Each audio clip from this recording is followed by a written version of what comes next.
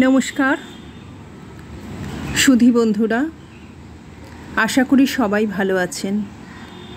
নানা রঙের গল্পে আজকের গল্প নিমাই ভট্টাচার্যের লেখা প্রিয় গল্প বই থেকে তাম্রপত্র। যোগেনদা, তুমি তাহলে এসেছো? পাশের চেয়ারে বসতে গিয়েই প্রভাসবাবু জিজ্ঞাসা করলেন। যোগিনবাবু একটু ম্লান হাসি হাসলেন, বললেন, ভেবেছিলাম আসবো না, কিন্তু না এসে পারলাম না। আর কিছু না হোক, কিছু পুরনো বন্ধু আর সহকর্মীর সঙ্গে দেখা হবার লোভ কিছুতেই সামলাতে পারলাম না। প্রভাসবাবুও হাসলেন, ফিসফিস করে বললেন, ওই লোভে পড়েই সবাই এসেছে। তা নয়তো কি জেলখাটা সার্টিফিকেট নিতে কেউ এসেছে? বিটল ভাই প্যাটেল হাউসের সংবর্ধনা সভায় বিপ্লবীরা আসতে শুরু করেছেন।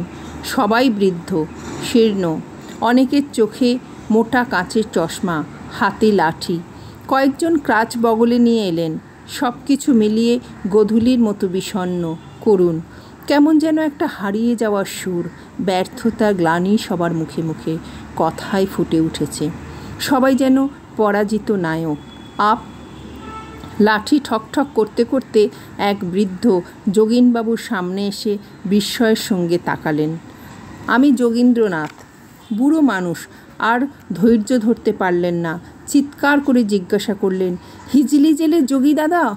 বর্ষণ ক্লান্ত অন্ধকার শ্রবণ রাত্রিতে যেমন মুহূর্তের জন্যে বিদ্যুৎ চমকে উঠে দিনের আলোর ইশারা জানিয়ে যায়, তেমনি মুহূর্তের জন্যে যোগীনবাবুর ম্লান মুখ আত্মতৃপ্তির হাসিতে ভরে গেল। হ্যাঁ, আমি হিজলি জেলের যোগী দাদা। আপনি? আরে যোগী দাদা, আমি সুরজ নারায়ণ, চিনতে পারেন? তুমি সেই সূর্য? আর বসে থাকতে পারলেন না যোগীনবাবু, উঠে দাঁড়িয়েই বুকের মধ্যে জড়িয়ে ধরলেন সুরজ নারায়ণকে। তুমি তো খড়গপুর স্টেশন হাডসন সাহেবকে গুলি করেছিলে, তোমাকে কি এত সহজে ভুলতে পারি? এবার দুজনে হাত ধরে মুখোমুখি। আপনি তাহলে ভোলেননি আমাকে? কি যে বলো সূর্য, ওই হাডসন সাহেব বিনোদ দারোগাকে দিয়ে আমার বিধবা দিদির সর্বনাশ করায়, আর তুমি সেই হাডসন সাহেবকে গুলি করেছিলে, সে কি আমি জীবনে ভুলতে পারবো? কিন্তু দাদা, আমি তো শালাকে খতম করতে পারলাম না। দীর্ঘ নিঃশ্বাস ফেলে নিজের ব্যর্থতা গ্লানি প্রকাশ করলেন সুরজ নারায়ণ। তুমি না শেষ করলেও ক্ষিতিস্তকে শেষ করেছিল।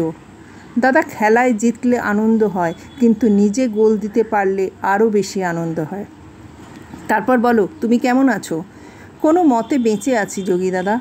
তোমার বাড়ি গয়াতে ছিল না? সুরজ নারায়ণ না হেসে পারে না। তাও মনে আছে আপনার? হাসলেন যোগীনবাবুও। তোমাদের মতো পুরনো বন্ধুবান্ধবদের কথা মনে করা ছাড়া এখন আর আমার কাজ কি? কথা যেন ফুরোতে চায় না। সুরজ নারায়ণ পাশের চেয়ারে বসেই জিজ্ঞাসা করলেন, গঙ্গা দিদির কি খবর? যোগীনবাবু চমকে উঠলেন। আমি তো ওর কোনো খবর জানি না। সে কি, গঙ্গা দিদিকে বিয়ে করেননি? দুঃখেও যোগীনবাবু হাসলেন। গঙ্গা কি বেঁচে আছে? বেঁচে নেই? জানি না। আমি হিজলি জেল থেকে আন্দামান যাওয়ার পর আর ওর খবর পাইনি। মন্ত্রী এমপির দল এসেছেন, মিটিং, বিপ্লবীদের সংবর্ধনা সভা শুরু হয়ে গেছে। আগামীকাল বিকেলে লালকেল্লায় তাম্রপত্র দেয়া হবে স্বাধীনতা সংগ্রামের বরেণ্য যোদ্ধাদের। 3-4 দিন ধরে সংবর্ধনা দেয়া হবে নানা প্রতিষ্ঠানের পক্ষ থেকে। তার প্রথমটি আজ হচ্ছে। একজন মন্ত্রী মাইক্রোফোনের সামনে দাঁড়িয়ে বক্তৃতা দিচ্ছেন। 3-4-5টা লাউডস্পিকারে সে ভাষণ ছড়িয়ে পড়ছে চারদিকে, কিন্তু যোগীনবাবুর কানে কিচ্ছু পৌঁছচ্ছে না। চোখেও আশেপাশের কোনো মানুষকে দেখতে পাচ্ছেন না। হঠাৎ যেন ওর কিছু কিছু ইন্দ্রিয় মরে গেল। মনে পড়ছে শুধু গঙ্গার কথা। চোখের সামনে ভেসে উঠছে ওই একটি মূর্তি, গঙ্গা। গঙ্গার বরদার কাছেই যোগীনবাবু স্বদেশী মন্ত্রে দীক্ষিত হয়েছিলেন।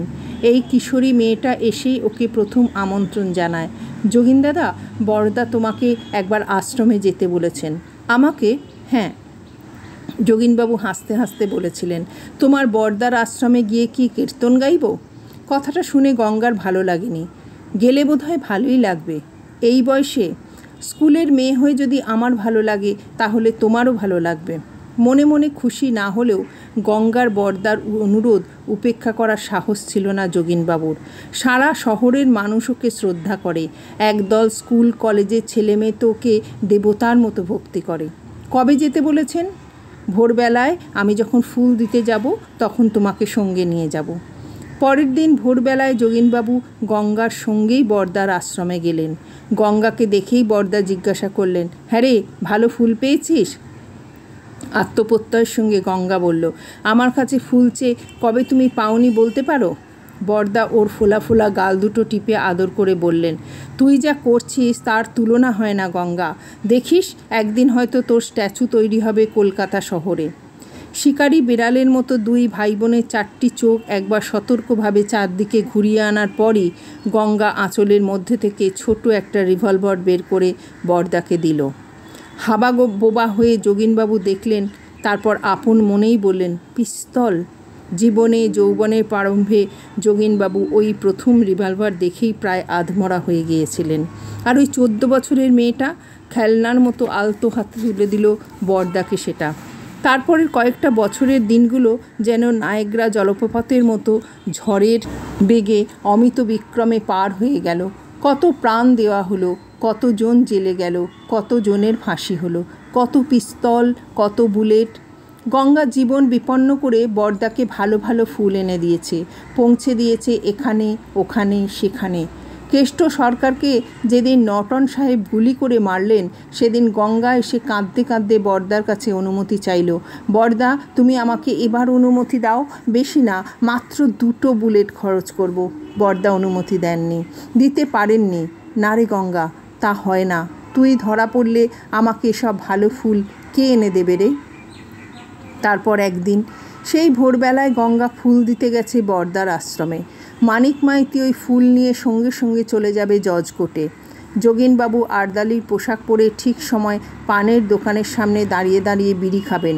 মানিক পান কিনতে এলেই আরদালি আস্তে আস্তে কোর্টের দিকে এগোবে। কাশীনাথ আগে থেকেই কোর্টরুমে বসে থাকবে। ওরা আসার পরই কাশীনাথ নাকে নস্যি দিয়ে হাসতে শুরু করলেই মানিক আর যোগিনবাবু একসঙ্গে পর পর 2বার। হইচই শুরু হলেই কাশীনাথ। সব কিছু ঠিক, কিন্তু মানিক এলো না। যোগিনবাবু প্রথমে ঘাবড়ে গেলেন, কিন্তু শেষ পর্যন্ত কাজ শেষ না করে আশ্রমে ফিরে যেতে সাহস পেলেন না। প্ল্যানটা একটু অদল বদল করে যোগিনবাবু আর কাশীনাথই একসঙ্গে পিস্তল তুলে ধরলেন জজ সাহেবের দিকে। একটি একটি করে মাত্র 2টি বুলেট। জজ সাহেব শেষ হলেন। সিআইডি বিনোদ বেরার পেটে বুলেট লাগলো যোগিনবাবুর ডান হাতের কনুইতে। কিন্তু বিষ্টু হালইকরের দোকানের পিছন দিক দিয়ে ওরা দুজনে যে কোথায় উধাও হলো তা পুলিশ দেখতে পেল না। কলকাতা সীতারাম ঘোষ স্ট্রিটে এক প্রিন্টিং ওয়ার্কসের কম্পোজিং রুমে এসে ওরা জানল নটন সাহেবের গুলিতে বরদা আহত হয়ে জেলে, আর মানিক শেষ। গঙ্গা কোথায় পালিয়েছে কেউ জানে না। পরের দিন একটা টেলিগ্রাম এলো, ফ্লাওয়ার সাপ্লায়ার প্রসিডিং বেনারস। বুঝতে অসুবিধে হলো না কারোর যে গঙ্গা বেনারসে দেবনাথপুরার ওই শিব মন্দিরে যাবে। 36 বছর আগেকার কথা হলেও যোগিনবাবুর সব কিছু মনে পড়েছে। এই 36 বছরের প্রতিটি দিনই একবার করে অন্তত মনে পড়েছে গঙ্গার কথা, ইতিহাস, নটন সাহেবকে শেষ করার কাহিনী, আরও কত কী। বিবর্ণ বিষণ্ণ মনে ওই একই চিন্তা বারবার উঁকি দেয়। যোগিনবাবুর রূপ যৌবন চলে গেছে, দেহ জরা জীর্ণ, হরনাথ দারোগার গুলিতে আংশিক পঙ্গু, রোগগ্রস্ত। সহায় সম্পদ বলে কিছুই নেই। এক ভাইপোর কৃপায় কোনো মতে দিনগত পাপক্ষয় করে চিরকালের জন্য হারিয়ে যাওয়ার অপেক্ষায় রয়েছেন।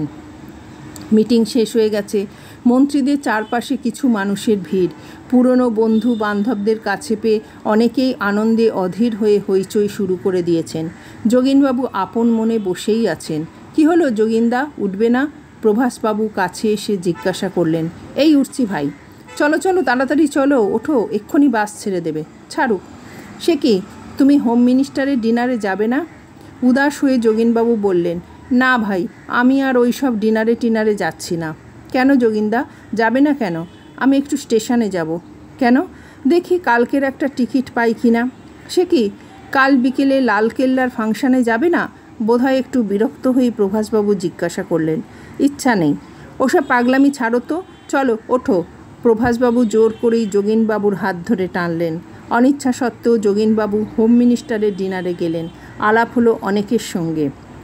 সুরজ নারায়ণ একজন ভদ্রমহিলাকে সামনে এনে জিজ্ঞাসা করলেন, যোগী দাদা, একে চেনেন? যোগিনবাবু অনেক কষ্ট করেও চিনতে পারলেন না। না ভাই, চিনতে পারছি না। ভদ্রমহিলা একটু হাসলেন। After all you are meeting after ages, চেনা সত্যি সম্ভব নয়। সুরজনারায়ণ হাসতে হাসতে বলল, আরে যোগী দাদা, এই তো গঙ্গা দিদি। অস্ফুট স্বরে যোগিনবাবু আপন মনে উচ্চারণ করলেন, গঙ্গা? দ্যাটস রাইট যোগীন দাদা, আমি গঙ্গা। এত কাল পরে? আমি তো এখানে ছিলাম না বহুকাল। কোথায় ছিলে? মিস্টার কুট্টির সঙ্গে আমাকেও সারা পৃথিবী ঘুরতে হয়েছে। কে mister Kutty? Ambassador Kutty, my husband. এখন অবশ্য রিটায়ার করে কলম্বিয়া ইউনিভার্সিটির ভিজিটিং প্রফেসর। তাহলে ভালোই আছো? মোটামুটি, সামহাউ। সুরজনারায়ণের মাঝপথে বাধা দিয়ে জিজ্ঞাসা করলেন, গঙ্গা দিদি, আপনিও তো তাম্রপত্র পাচ্ছেন? That's right. পরের দিন লালকেল্লার অনুষ্ঠানে রাষ্ট্রপতির হাত থেকে সবাই তাম্রপত্র নিলেন, কিন্তু বারবার ঘোষণা করেও যোগিনবাবুকে পাওয়া গেল না।